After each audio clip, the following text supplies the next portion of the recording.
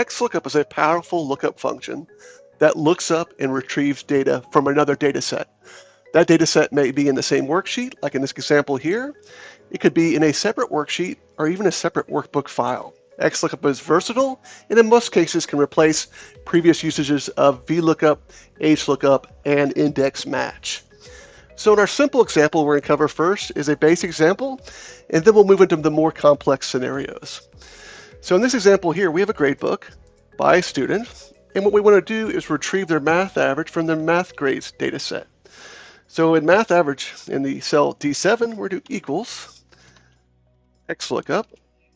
Okay, and you'll notice it has 6 arguments. The first 3 are mandatory, and the last 3 are optional. For the base use cases of XLOOKUP, you really just need the mandatory arguments, which we'll cover in the first 2 examples. So lookup value is a value you're looking up from your current data set that you're going to match on to another data set.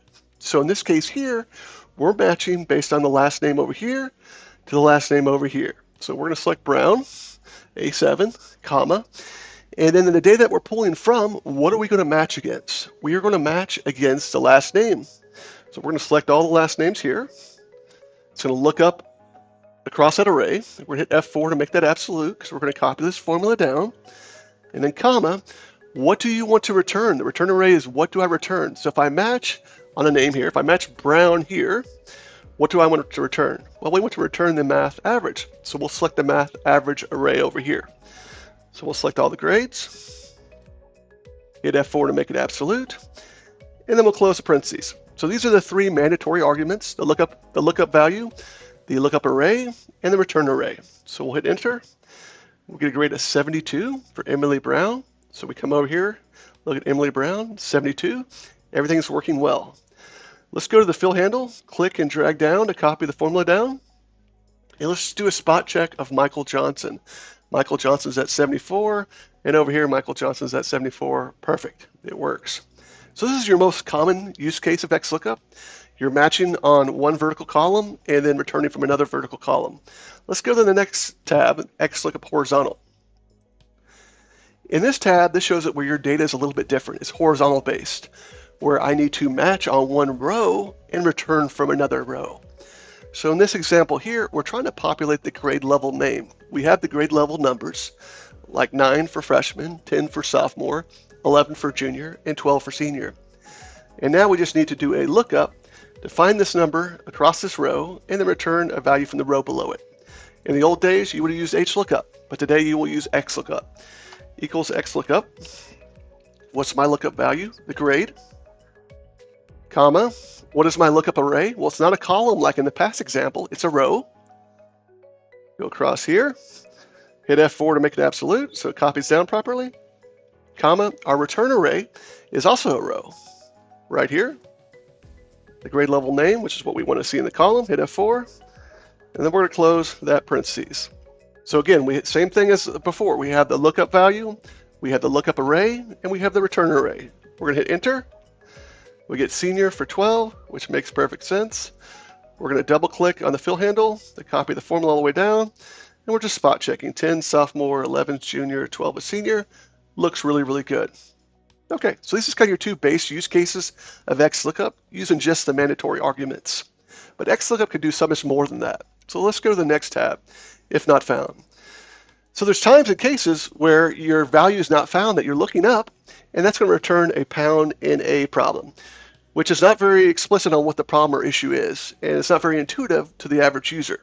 So what you can do is now there's an argument called if not found. So if we look here in this example here, Sarah Davis is not found. So if you look over here, there's a Sarah Davison, but there's not a Sarah Davis. So if I come into here and double click, we're just using the 3 mandatory arguments, which means if the value is not found, you're going to get a pound in a error. But the power of XLOOKUP is I can put a default value if it's not found. So I'm going to hit comma here, right? And now you can see there's an if not found optional argument. And in our case here, we're going to just say student not found. Student not found, okay? Right? So instead of showing pound in A, it will show something more intuitive. I'm going to hit enter, and then you can see, boom, student not found, works out great, and is much more intuitive for the average user. All right, now let's go to match mode. So click on the match mode tab. XLOOKUP by default uses a match mode of 0, which is an exact match. And this is the common scenario for XLOOKUP. We're looking at a specific value like 75, and we're looking it up in an array of values that has a 75, and then we're returning back a C for it, right?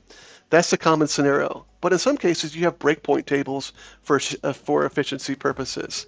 So in this case here, we have a breakpoint table up here of 0 to 59 is an F, 60 to 69 is a D, and so forth, which makes sense. This is a lot more efficient than having values 0 all the way to 100 all mapped to F, D, C, B, and A, right? So let's do an XLOOKUP showing how to use these additional match modes of -1 and 1. So equals XLOOKUP. We're looking up this grade of 75. We're going to look up across these grades down here at an F4, comma. We're going to return these letter grades here, F4, and then comma. We're going to skip the optional if not found, comma, and then we are going to go with the exact match or next smaller item, which is a -1. Okay, so what it's going to do is going to take this 75 and go, are you greater than a 0? Yes, go to the next one. Are you greater than 60? Yes, go to the next one. Are you greater than 70? Yes, go to the next one. Are you greater than 80? No, go back to the next smaller item, which the next smaller item that's below 75 is a 70, and it returns a C, which is exactly what we want. So we enter a C here, we copy all these formulas all the way down, and you can see the grades are perfect. 89 is a B, 92 is an A, and so forth, mapped out perfectly. Now what if we would have done the next larger item, right, which is a 1, right?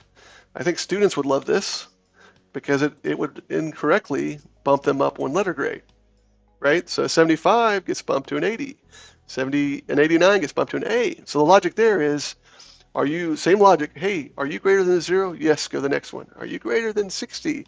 Yes, go to the next one. 75, are you greater than 70? Yes, go to the next one.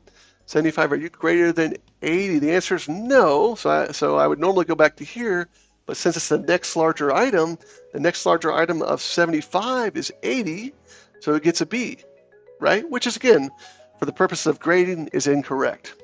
But the choice of do I use -1 for next smaller item or 1 for returning the next larger item is based off of how the data is structured. So if the data is structured like below, then 1 makes sense to return the next larger item. So let's retrofit this XLOOKUP to use the table below. So we're going to delete these out. We're going to do equals XLOOKUP.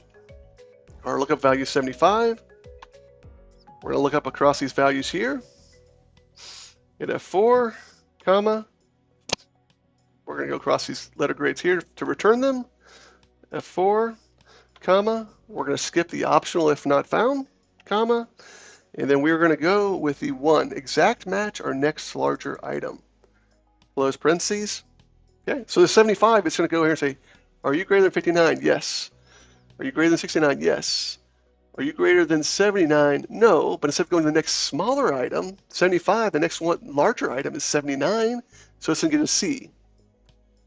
Which again, this table is structured properly to get the proper letter grades if you're going down the route of the next larger item. So if I copy this down, everything looks great. 78 to C, 89 to B, 92 is an A. So again, using -1 for next smaller item or 1 for next larger item, it's based on how the data is structured. All right, let's go into the next tab, search mode.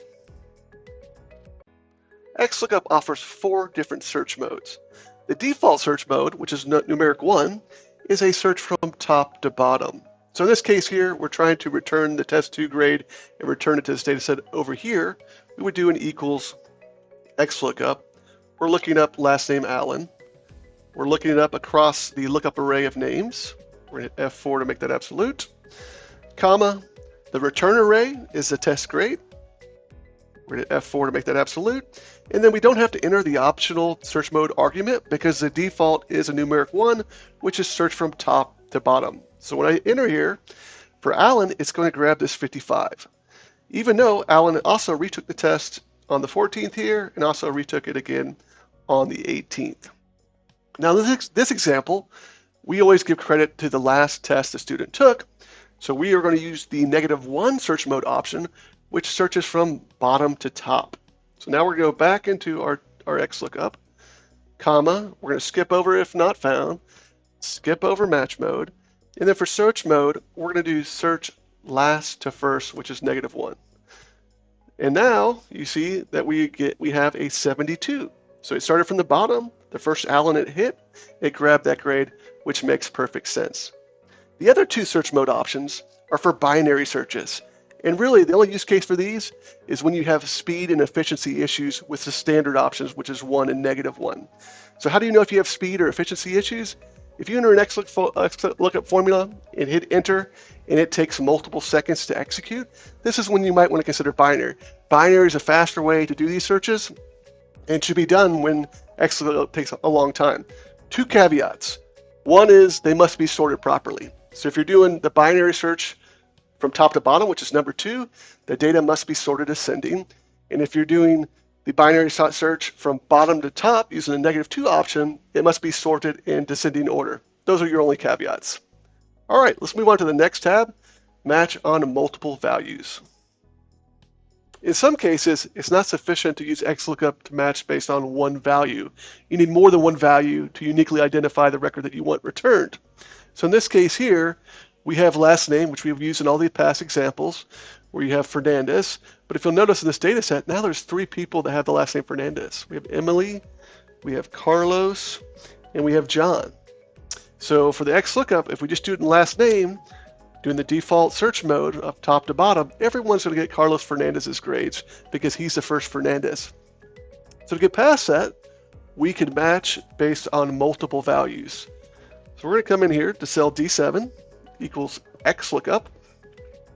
And our lookup value is going to be last name and then ampersand the first name Emily. And if I had another value, I would do another ampersand and so forth.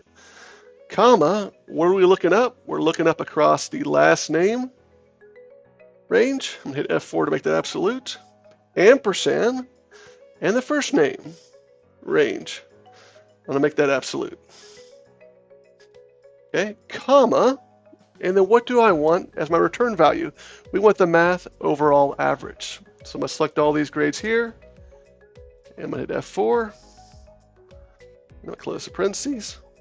And now you see, we are doing a lookup on last name A7 and first name B7, where we're using the concatenation ampersand to join those together. And then I'm looking that up in the last name range here and the first name range here, and then returning the math overall average. Let's go ahead and press enter. Let's double check our work. Fernandez, Emily. We go down here to look, and Fernandez, Emily, 72. Let's go ahead and copy this formula all the way down. And let's double check everybody. Jane Doe, 94. Jane Doe, 94. Carlos Fernandez, 76. 76. John Fernandez, 89. John Fernandez, 89. Works perfect. Now let's go to the tab, return multiple values. You know, typically the XLOOKUP, you're returning one value. But in some use cases, you want to return more than one value, like in this example here, where we have the students' math grades, and we want to return back their test 1 and test 2 grades. So instead of doing 2 XLOOKUPs, we can accomplish it with 1 XLOOKUP.